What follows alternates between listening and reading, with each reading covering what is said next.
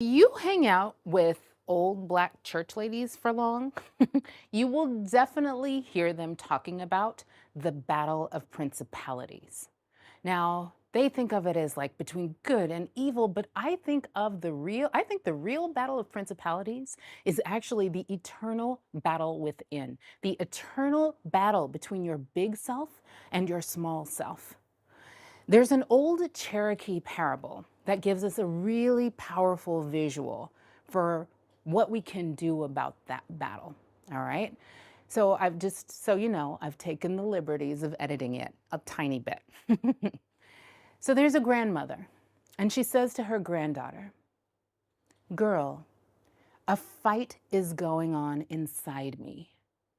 It is a terrible fight, and it is between two wolves. One is evil. He is envy, regret, greed, self-pity, guilt, resentment, inferiority, playing trauma, paralysis, disharmony, misalignment, and despair." And she continued, "The other wolf is good. She is freedom, wholeness, joy, peace, love, trust, benevolence, generosity, truth, compassion, faith." And the same fight is going on inside you and inside every other person too. The granddaughter thought about it for a minute, and then she asked her grandmother, "Which wolf will win?" The grandmother simply replied, "Whichever one you feed." So your small self has good intentions. It wants to motivate you, it wants to protect you, but it's bumbling. And it's actually very counterproductive. By trying to keep you safe, it's keeping you imprisoned within this sort of electric fence around your life that is keeping your business and your life smaller than you came here to be, smaller than you were born to be. It's keeping you from fulfilling your sacred potentials. It's keeping you from fulfilling your sacred callings. It's keeping you from fulfilling your lifelong dreams. But you feed your small self when you agree with it. When you decide not to let yourself want what you really want. When you decide to hide your light, play small, hold yourself back. When you decide to just, settle, be content, settle for the job or the partner that feels familiar, meaning it feels like family, meaning it feels like the battle days at home, but it's so unsatisfying deep down and you know it. You've just been overruling and overriding and vetoing that inner guidance. You feed your small self every time you starve your own business and your own dreams of the money and time and attention from you that they need to thrive. You feed your small self when you do, copycat or cookie cutter business and marketing strategies that work for somebody else but won't work for you because they were aligned to them and not to you. Instead of allowing yourself to create a calendar and a business that works for and aligns to and accommodates and expresses the unique genius that you are. You feed your small self when you keep shaming yourself for doing it wrong, or for not being consistent, or for not being visible enough, or for not doing your business their way. Listen, you ain't a cog in the machine. So you feed your small self when you keep doing and doing and doing and doing against this backdrop of adrenalized dread with no days off and no rest because you don't trust that the universe will actually help co-create the business, the money, and the life that you want. You feed your small self when you neglect to take the sacred pause you need to rewire your money beliefs, your money thoughts, and your money identity. So you just keep hitting that inner glass ceiling of income over and over again. You feed your small self when you track or rush or judge yourself or your process in life or in your business or in any program you're in. You feed your small self when you shame yourself for feeling behind, or when you tell yourself stories that make your beautiful investment in your own growth into something that feels like a chore or something that feels punishing. You feed your small self when you participate in the culture's fear or scarcity or unworthiness narratives. You feed your small self when you engage in any level of self-judgment or self-criticism, or frankly, judgment or criticism of others too. So how do you feed your big self?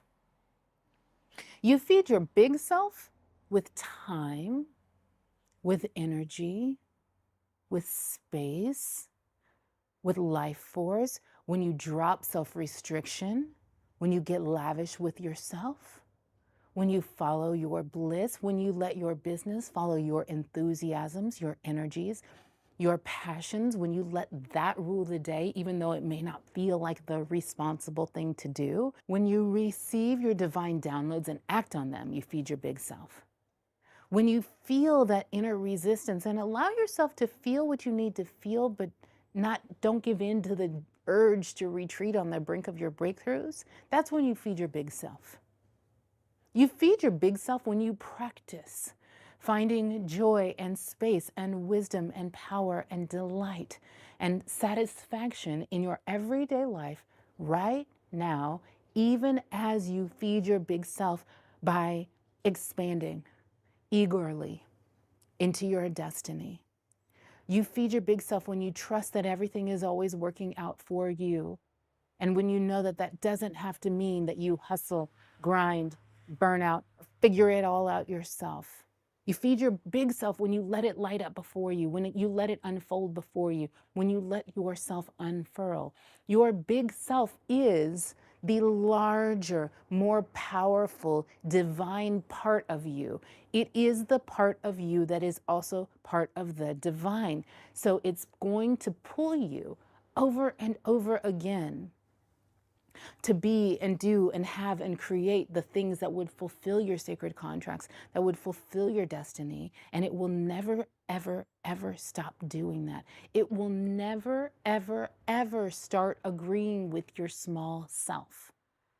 Please catch that principle. The God self of you will never agree with the self-judging small self of you, ever.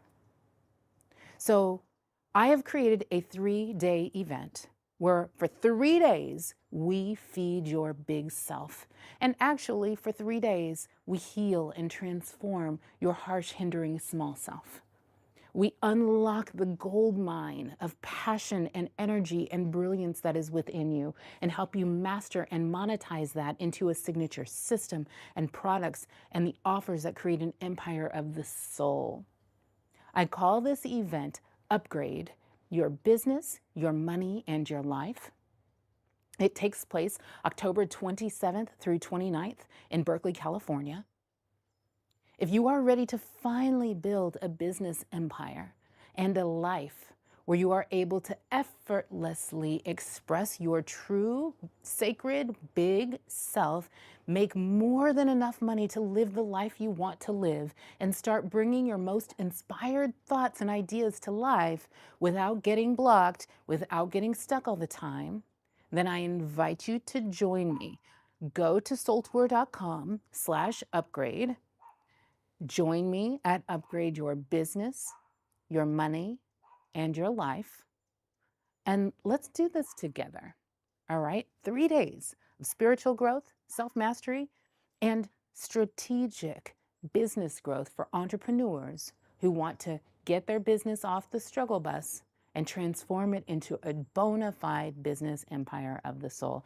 One of the people who came to Upgrade 2022, this woman, Kristen, said simply, Upgrade changed the trajectory of my life and my family. I want that for you too. At Upgrade, I really have envisioned the content in a powerful way. I will guide you through my own proven step-by-step method of building the empire of your soul. Plus, you'll also get the very most empowering spiritual and practical strategies for your business and for your life. Upgrade is a 3-day energy raise. You will leave transformed.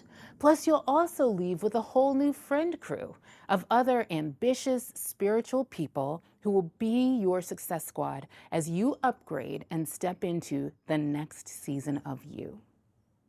So join me at Upgrade Your Business, Your Money, and Your Life, October 27th through 29th, 2023, at the iconic Fairmont Claremont Resort and Spa in Berkeley, California. Go to soultour.com/upgrade to get your ticket before it sells out. All right, I love you, and I'll see you at Upgrade in October.